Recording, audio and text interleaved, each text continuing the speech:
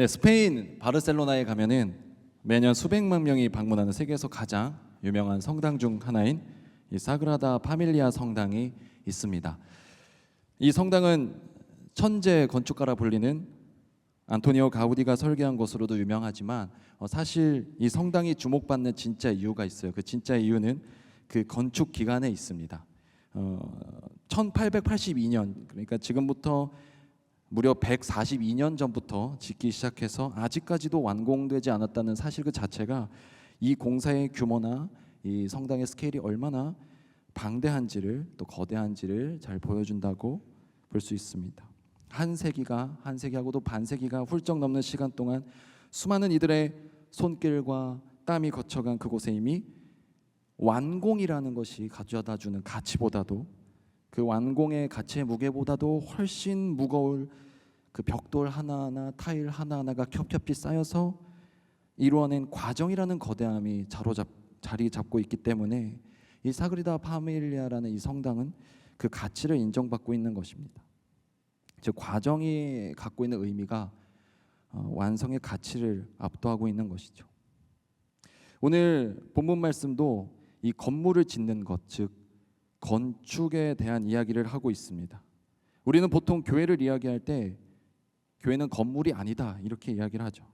근데 이 말뜻에는 교회의 공동체는 건물과 같은 외형적 요소가 아닌 성도들의 신앙 고백과도 같은 보다 본질적이고 내형적인 요소들의 있음을 강조하는 의미로 우리가 보통 강조하는 의미로 보통 교회는 건물이 아니다 이렇게 말하고 있습니다. 근데 오늘 말씀은 조금 독특하게도 오히려 교회를 이 건물에 비유하고 있어요.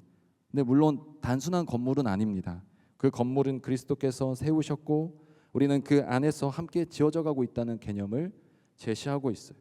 오늘은 이 지어져 간다라는 개념을 좀 곱씹으면서, 그 지어져 간다라는 표현을 좀 곱씹으면서 우리가 우리의 삶에 대해서 한번 이야기해 보고자 합니다. 에베소서 2장 22절 말씀인데요. 너희도 성령 안에서 하나님이 거하실 처소가 되기 위하여 그리스도 예수 안에서 함께 지어져 가느니라. 아멘. 이렇게 말하고 있는데, 놀라운 것은 여기서 바울은 단순히 그냥 건물을 짓는 개념만을 활용한 것이 아니라 분명 그 건축 안에서 과정의 차원을 이야기하고 있다는 것입니다. 건축에서의 과정의 차원을 설명하고 있어요. 만들어져 가고 있고 지어져 가고 있는 것에 대해서요. 그렇습니다. 여러분, 저와 여러분의 삶도 이미 다 지어져 있는 것이 아님을, 다 지어져야만 하는 것이 아님을, 그저 지어져 가는 과정 가운데 있는 것임을 우리가 이 시간 함께 기억하셨으면 좋겠습니다. 여러분, 미완성의 뜻을 아시죠? 미완성. 아닐 미자를 사용해서 완성이 아니다라는 뜻의 이 미완성의 사전저 뜻을 찾아보니까 되게 다음과 같이 나옵니다. 아직 덜됨. 그냥 미완성하면 그냥 아직 덜됨 이렇게 나와 있습니다. 너무나 짧고 단순한 이 정의가 사실 실소를 머금게 하기도 하지만 저와 여러분은 많은 경우와 많은 영역에서 이 미완성된 존재로서, 그리고 미완성의 삶으로서 규정되어서 살아가고 있습니다. 요구되는 기준이나 목표들 아래에서 그것을 도달하지 못했을 때, 달성하지 못했을 때 우리는 너무나 쉽게 습관적으로 부족하다, 실패했다, 패배했다, 도태되었다, 미달되었다, 추락했다, 탈락했다 등의 표현을 쓰면서 우리의 미완성에 대해서 아쉬워하고 또 부끄러워하기도 합니다. 근데 그리고 가끔은, 아니 매우 많은 경우에 다른 사람의 미완성에 대해서도 비난하고 손가락질하며 조롱하는 것을 우리가 서슴지 않기도 합니다. 이런 것들이 경쟁의 시대를 살아가고 있는 우리한테는 각박한 우리의 알량한 자존심을 좀 지키기 위한 그런 수단이 될 수도 있고, 아니면 조금이나마 나의 불안감을 잠재워줄 그런 방어적인 태도가 되었든 간에 우리가 나 자신의 미완성에 대해서 또는 다른 사람의 그런 미완성에 대한 부분에 대해서 우리가 부정적으로 바라보고 있다는 것은 매우 공통적일 것 같아요. 여러분 동의하시나요? 우리가 미완성에 대해서 매우 좀 안 좋게 생각하죠. 미완성이라 하면 뭔가 되어 있지 않고 뭔가 덜 되어 있고 부족하고 잘못된 것처럼 여기고 합니다. 그러나 바울의 입술을 빌려서 주님께서 우리에게 이렇게 말씀하고 계십니다. 미완성? 그게 뭐 어때서? 미완성이어도 괜찮아. 아니, 오히려 너의 삶은 미완성이어야 해라고요. 왜일까요? 미완성의 상태야말로 방향성이 존재하게 됩니다. 아직 더 나아가야 할 방향성이 있게 되고, 미완성의 상태야말로 성장의 가능성이 더 열려있는 것이 되고, 그리고 하나님의 자리가 마련될 수 있기 때문입니다. 그러니 곧 될 것인가 아니면 내가 되어져 갈 것인가의 문제 앞에 있는 것이죠. 우리는 오늘은 이 부분에 대해서 좀 얘기를 해보려고 합니다. 우리는 무엇이든지 될 것인가에 대한 관심이 많거든요. 되어 가는 거에 대해서 좀 더 오늘 바라볼 수 있었으면 좋겠습니다. 오늘 말씀 에베소서는 교회에 대한 이야기를 많이 다루고 있습니다. 왜 바울은 에베소서를 써야 했을까요? 그리고 그는 왜 에베소서에서 꼭 교회에 대한 이야기를 이렇게 많이 해야 했을까요? 소아시아의 서쪽 끝에 위치한 이 에베소는 그리스의 식민지였다가 로마의 자치 도시가 되었던 도시입니다. 많은 신전들이 있었다고 해요. 그리고 또한 항구에 위치했던 도시로서 상업이 매우 번창했던 지역이었습니다. 그러니까 사람과 물질이 많이 모이다 보니 자연스럽게 죄악이 싹트게 되었고 우상들이 생겨나게 되어서 에베소의 신전 주위에는 정말 날마다 세속적인 진리를 논하는 소피스트들, 궤변론자들과 또 우상과 관련된 물품을 만들어서 생계를 유지하고 있던 그런 우상에 관련된 그런 제품들, 물품들을 만들어내는 사람들로 붐볐습니다. 이 사도행전 19장 21절 그 이하의 내용을 쭉 보면 이 에베소 도시에 대한 이야기가 나옵니다. 오늘 그 에베소가 어떤 도시였는지 적나라하게 드러나고 있기 때문에 조금 길더라도 중요한 부분인 만큼 제가 한번 읽어드리도록 하겠습니다. 그 무렵에 주님의 도 때문에 이 복음 때문에 적지 않은 소동이 일어났다. 데메드리오라고 하는 은장이가 은으로 아데미 여신의 모형 신전들을 만들어서 직공들에게 적지 않은 돈벌이를 시켜주었다. 그가 직공들과 이런 일에 종사하는 사람들을 모아놓고 말하였다. 여러분이 아시는 바와 같이 우리는 이 사업으로 잘 살고 있습니다. 그런데 여러분이 보고 듣는 대로 이 바울이라는 사람이 에베소에서뿐만 아니라 거의 온 아시아에 걸쳐서 사람의 손으로 만든 신이 아니라고 말하면서 많은 사람을 설득해서 마음을 돌려놓았습니다. 그러니 우리의 이 사업이 명성을 잃을 위협이 있을 뿐만 아니라 위대한 아데미 여신의 신전도 무시당하고 또 나아가서는 온 아시아와 온 세계가 숭배하는 이 여신의 위신이 땅에 떨어지고 말 위험이 있습니다. 거기에 서 있는 사람들이 이 말을 듣고 격분해서 에베소 사람의 아데미 여신은 위대하다라고 소리를 질렀다. 그래서 온 도시는 큰 혼란에 빠졌고 군중이 바울의 동행자들인 마케도니아 사람 가이오와 아리스다고를 붙잡아서 한꺼번에 극장으로 몰려 들어갔다. 바울이 군중 속에 들어가려고 했으나 제자들이 그것을 말렸다. 바울에게 호감을 가진 아시아 몇몇 고관들도 사람을 보내서 바울에게 극장에 들어가지 말라고 권하였다. 극장 안에서는 더러는 이렇게 외치고 더러는 저렇게 외치는 바람에 모임은 혼란에 빠졌고 무엇 때문에 자기들이 모여들었는지조차 알지 못하는 사람이 많았다. 유대 사람들이 알렉산더를 앞으로 밀어내니 군중 가운데서 몇 사람이 그를 다그쳤다. 알렉산더가 조용히 해달라고 손짓을 하고서 군중에게 변명하려고 하였다. 그러나 군중은 알렉산더가 유대 사람인 것을 알고는 모두 한 목소리로 거의 2시간 동안이나 에베소 사람의 아데미 여신은 위대하다, 에베소 사람의 아데미 여신은 위대하다라고 외쳤다. 드디어 시청 서기관이 무리를 진정시키고 나서 말하였다. 에베소 시민 여러분, 우리의 도시 에베소가 위대한 아데미 여신과 하늘에서 내린 그 신상을 모신 신전 수호자임을 모르는 사람이 여기 어디 있습니까? 굉장히 제가 실감나게 잘 읽어 들었죠? 네. 성경에 이런 내용이 있습니다. 몰랐던 분들도 계셨을 것 같아요. 굉장히 사실적으로 잘 성경이 서술하고 있어요. 성경이 이렇게 재밌는 책이에요. 에베소가 어떤 도시인지를 단적으로 매우 잘 보여주고 있죠. 한 번에 이해가 싹 되는 부분인 것 같습니다. 이 본문이. 여러분, 바로 이랬던 곳이 에베소입니다. 여러분한테 누가 여호와 하나님은 위대하시도다, 이 서울의 하나님은 여호와시다 2시간 동안 외치라고 하면 여기서 그렇게 미친 듯이 외칠 수 있을 만한 사람 누가 있을까요? 근데 이 사람들은 그 체육관 같은데 그 극장 안에 모여서 2시간 동안이나 자신의 우상신을 외칠 수 있으면 외칠 수 있는 그런 열정적인 광신도와 같은 굉장히 도시 전체가 우상 숭배로 가득 차 있던 그런 도시였다는 것입니다. 그런데 놀라운 것은 이 본문을 읽으면서 제가 한번 에베소라는 도시 이름 대신에 서울이라고 한번 바꿔봤거든요.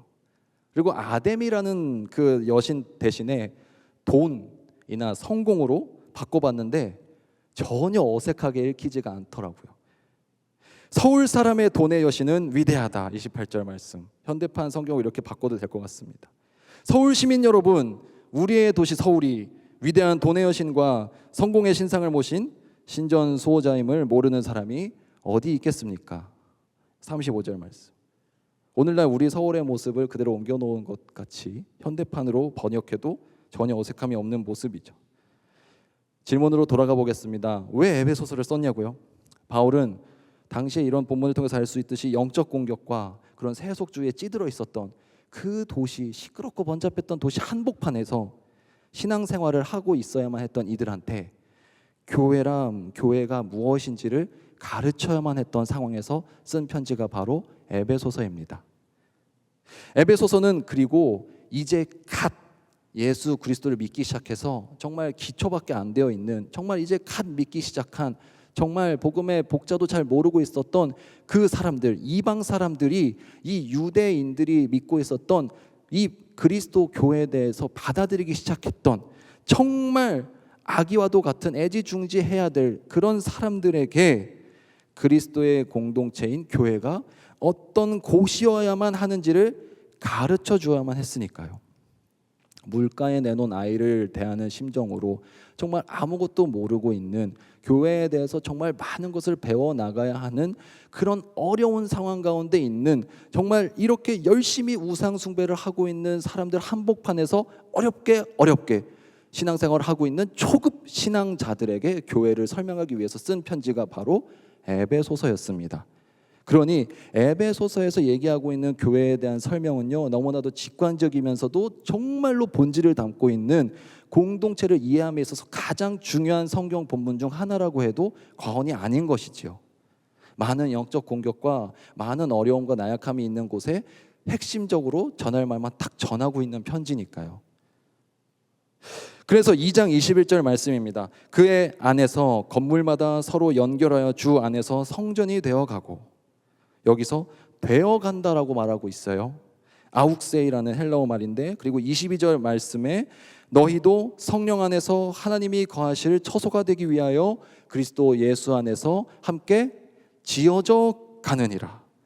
함께 지어져 간다라는 뜻의 슈노이코노메이스데, 이것도 현재 시대의 동사를 사용했습니다. 모두 두 표현 모두 되어간다, 함께 지어져 간다, 이 두 표현 모두 지금 교회에 대해서 설명하고 있는데요, 공통적으로 계속해서 완성을 향해서 건축 중에 있다는 의미를 의미합니다.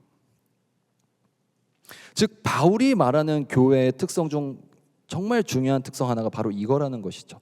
되어가고 있는 공동체라는 것입니다. 미완성적인 요소를 갖고 있는 공동체라는 거예요.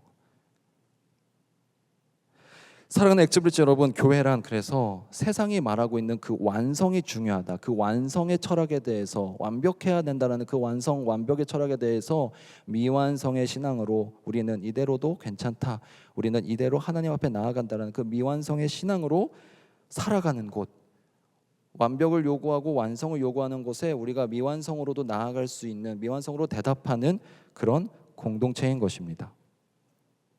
쉽게 말해서 세상은 마치 저에겐 이렇게 보여요.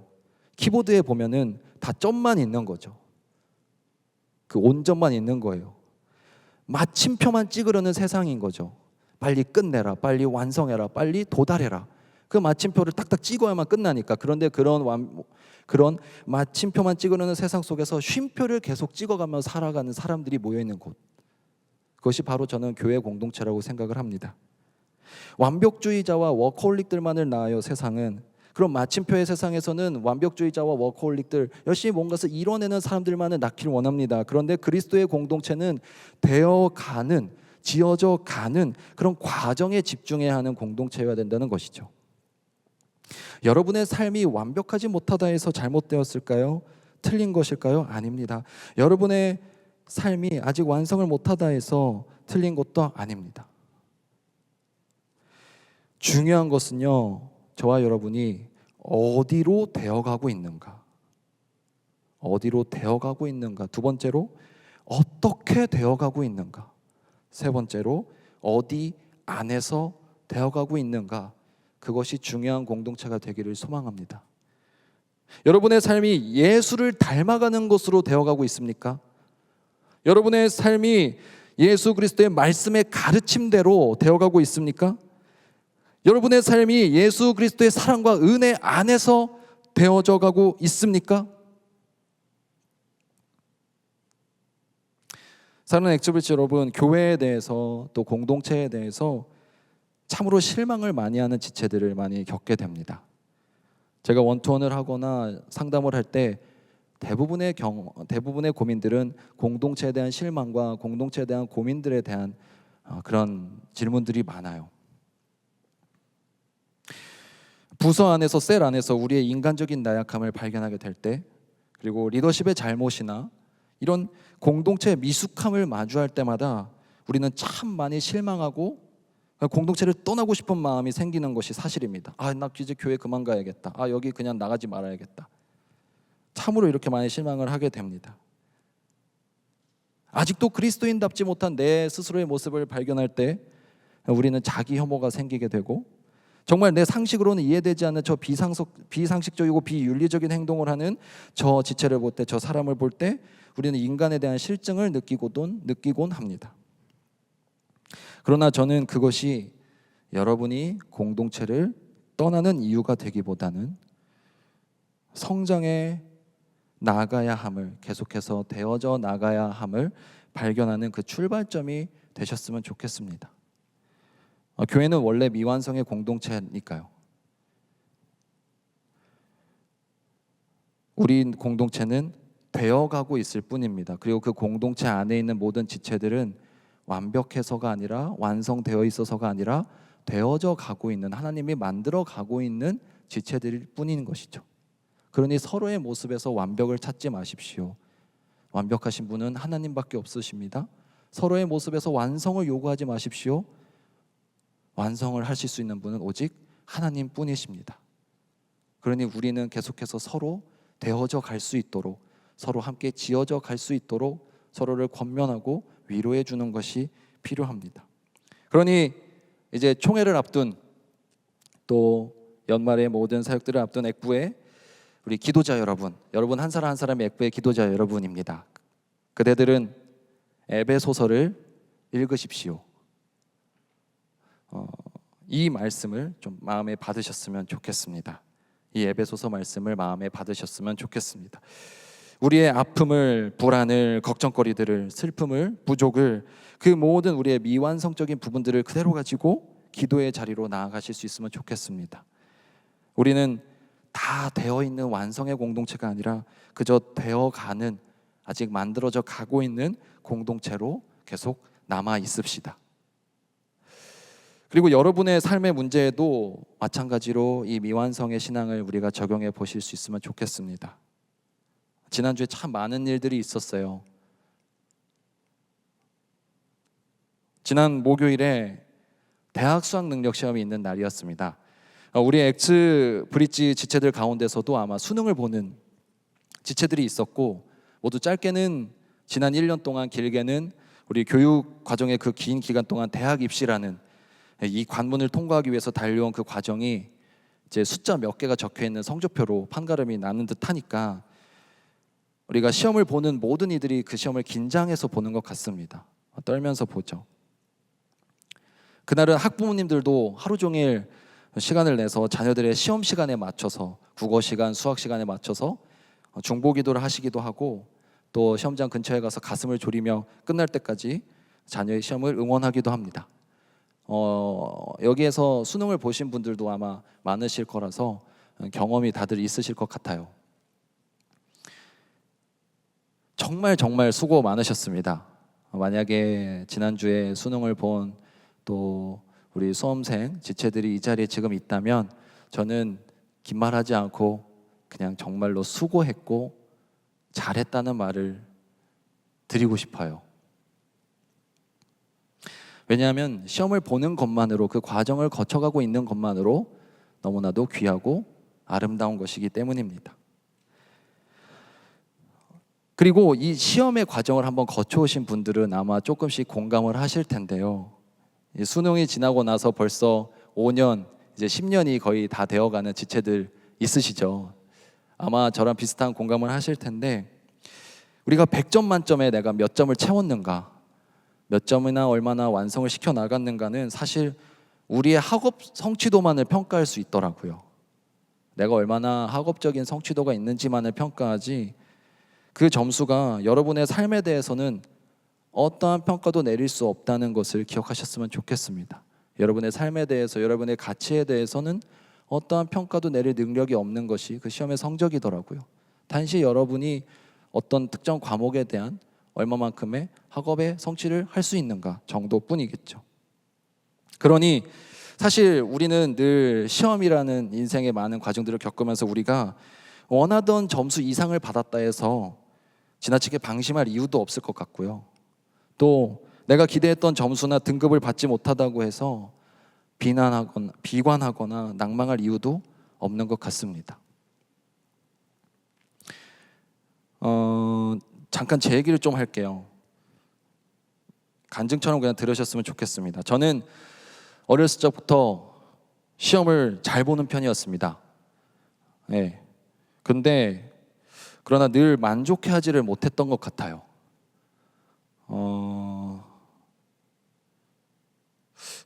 왜냐하면 기쁨도 없었습니다. 왜냐하면은 시험 이후에는 늘 그저 다음 시험이 찾아올 뿐이더라고요.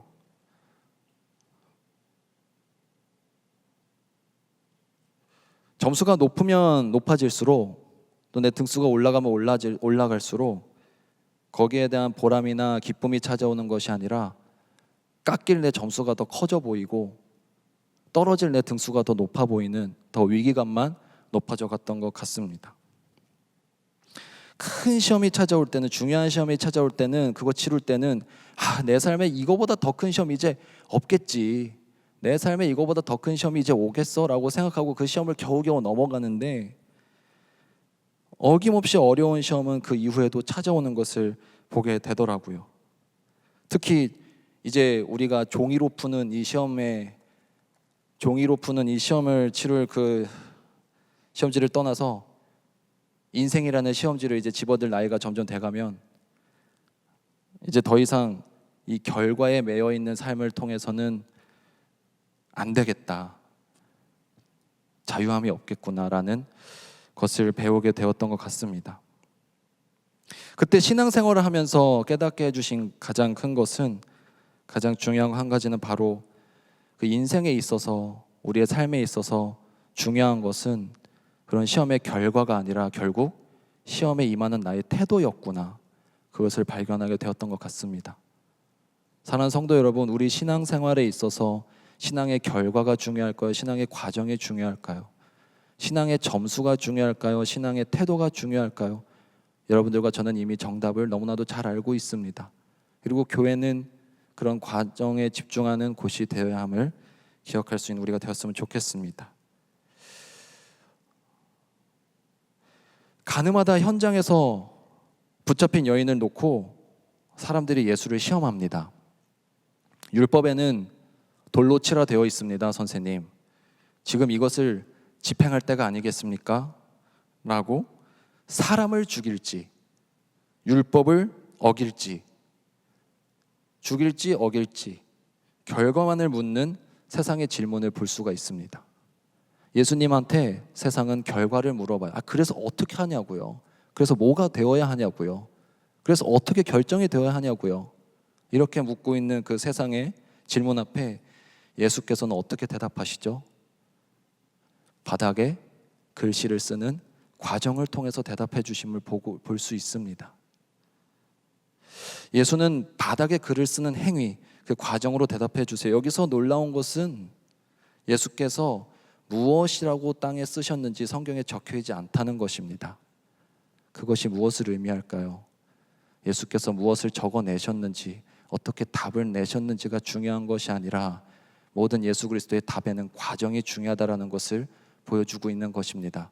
세상이 결과를 묻는 그 질문 앞에 예수께서는 과정으로 대답하시는 것을 볼 수가 있어요. 그리고 그것의 클라이막스는 사람들이 돌을 내려놓고 다 떠났을 때 예수께서 그 여인에게 해주신 한마디에서 바로 나타납니다. 예수께서 말씀하셨다. 나도 너를 정죄하지 않는다. 가서 이제부터 다시는 죄를 짓지 말아라. 나도 너를 정죄하지 않는다. 가서 이제부터 다시는 죄를 짓지 말아라. 나는 너를 정죄하지 않겠다. 이것은 너를 결과로서 대하지 않겠다라는 주님의 의미입니다. 가서 이제부터 죄를 짓지 말아라.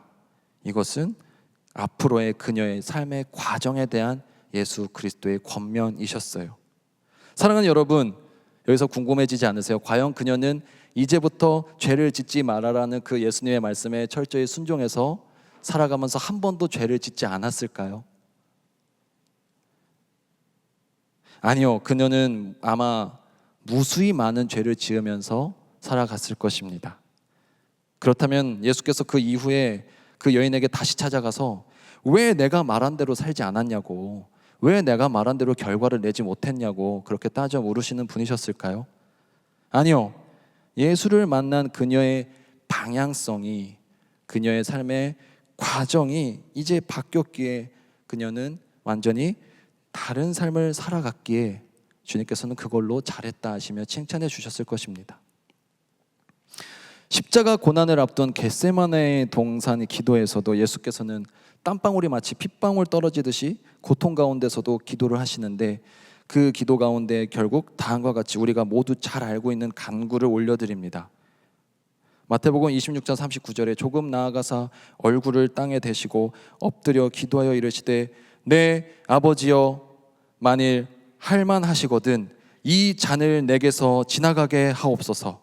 그러나 나의 원대로 마시옵고 아버지의 원대로 하옵소서. 잔을 받는 것, 잔을 받지 않게 되는 것, 이것은 결과적 차원에 대한 부분입니다. 근데 그것을 주님께서는 맡겨드리고 주님께서는 과정을 놓고 기도를 하십니다. 이 모든 하나님의 구원의 사역 가운데 하나님 아버지의 뜻대로 이루어져 가기를, 그 과정을 놓고 기도하시는, 그 과정을 맡겨드리는 주님의 간절한 마음을 우리는 이 간구를 통해서 발견할 수 있습니다. 단적인 예시들 두 개만 말씀드렸지만 예수님께서는 결국 과정의 삶을 살아가셨음을 볼 수가 있어요. 그리고 그 과정의 삶을 살아가신 예수 그리스도에 대한 믿음의 고백 위에 세워져 있는 이 교회 공동체 또한 과정이 중시되는 과정의 공동체가 되어야 합니다. 사랑하는 여러분, 우리는 미완성에 대해서 세상은 어떻게 말한다고 했죠? 사전적 정의로 세상은 아직 덜 됨이라 부릅니다. 아직 덜 되었다, 아직 모자르다. 그러나 하나님께서는 다르게 보십니다. 아직 끝나지 않았다고요. 세상은 이렇게 말합니다. 아직 덜 되었다. 그러나 하나님께서는 이렇게 말씀하시죠. 아직 너가 끝나지 않았다. 이제 시작이다. 계속되어 갈 것이다. 너를 만들어 갈 것이고 너를 도울 것이고 너는 계속 걸어갈 것이다. 미국 메이저리그의 전설적인 포수이자 그 감독으로도 굉장히 성공적이었던 요기 베라라는 선수가 있습니다.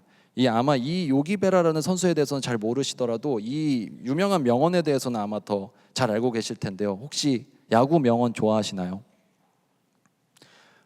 It ain't over till it's over. 이게 뭐 번역하면 끝날 때까지 끝난 게 아니다. 이 말을 요기 베라가 했는데 이 뉴욕 맥츠라는 팀의 감독으로 있을 때 팀이 꼴찌를 하고 있었대요. 그래서 이 팀이 꼴찌를 하고 있을 때 한 기자가 와가지고 살짝 약을 올리듯이 감독한테 요기 베라한테 감독님, 이번 시즌은 사실 끝난 것이나 다름이 없지 않나요? 끝났죠? 이렇게 물어봤다고 합니다. 그때 쏘아보면서 이렇게 대답한 말이 바로 이 말이라고요. 끝날 때까지 끝난 게 아닙니다. 그 이후에 실제로 그 팀은 동부 디비전에서 1위를 차지했고 월드 시리즈까지 결국에 진출하게 되는 그런 기염을 토했다고 해요.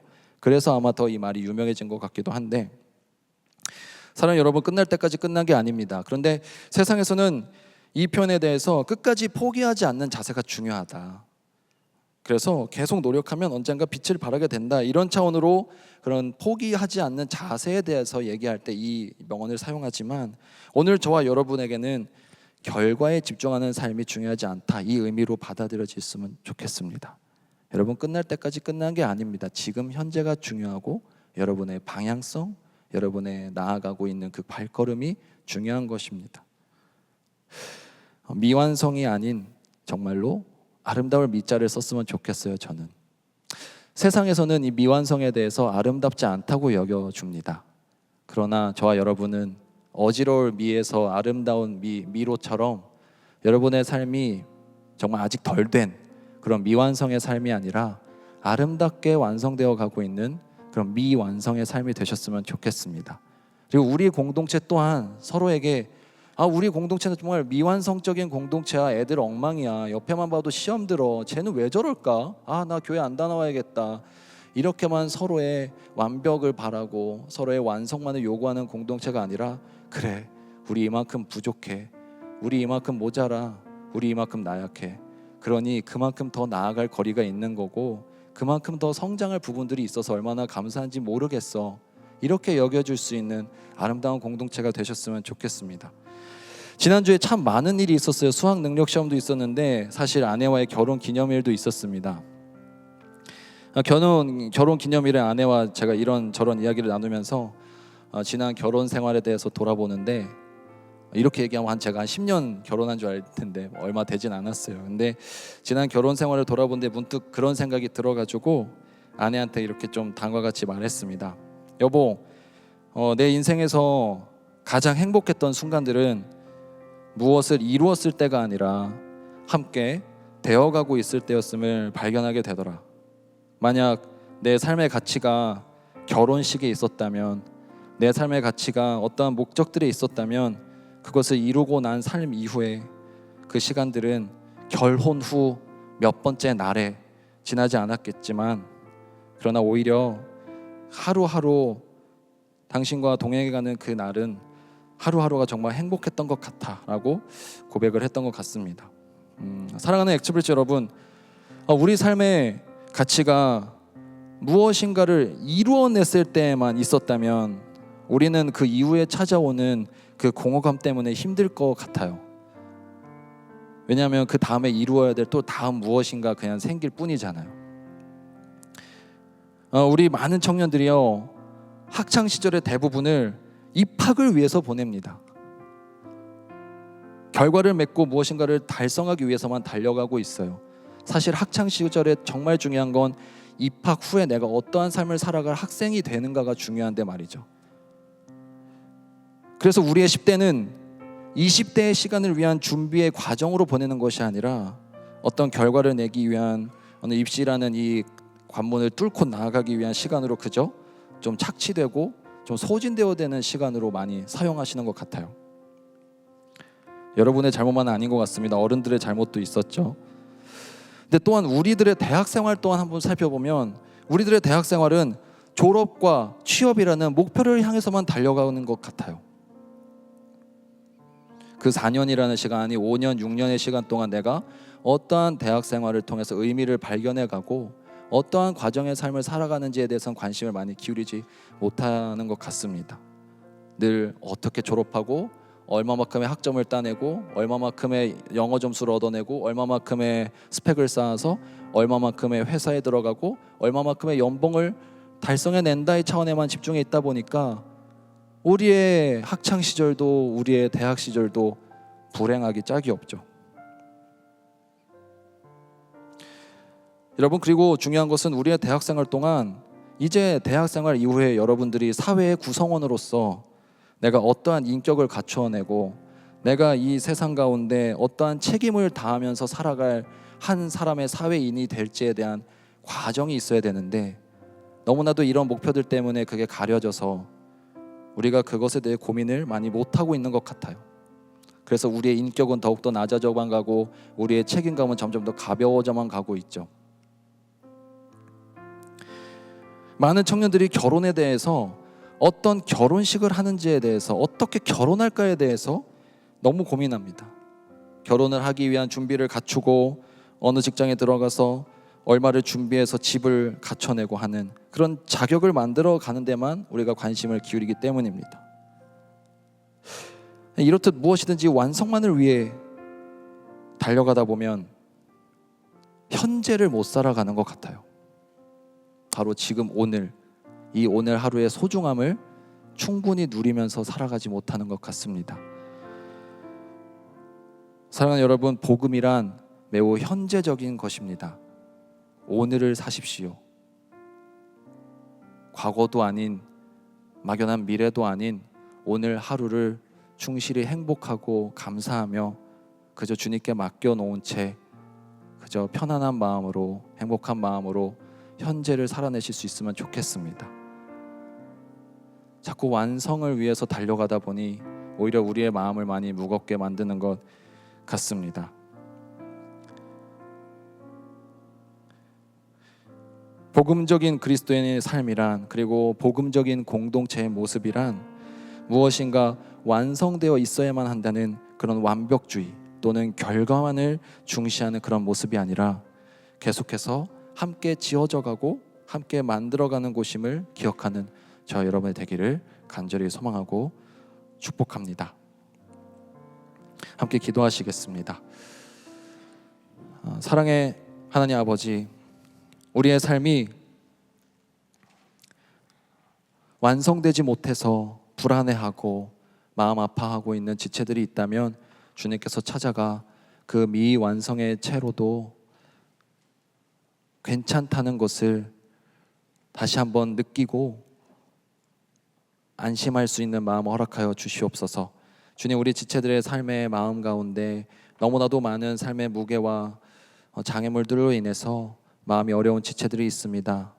우리가 완성되어야만 한다는 그런 압박감에서, 완성하고만 싶다는 그런 부담감에서 모든 것이 자유로워지고 이 과정 자체만으로 귀하다는 것을 발견하는 우리 각 사람과 또 우리 공동체 되게 하여 주시옵소서. 모든 것 맡겨드리며 우리를 사랑하시는 예수 그리스도의 이름으로 기도드립니다.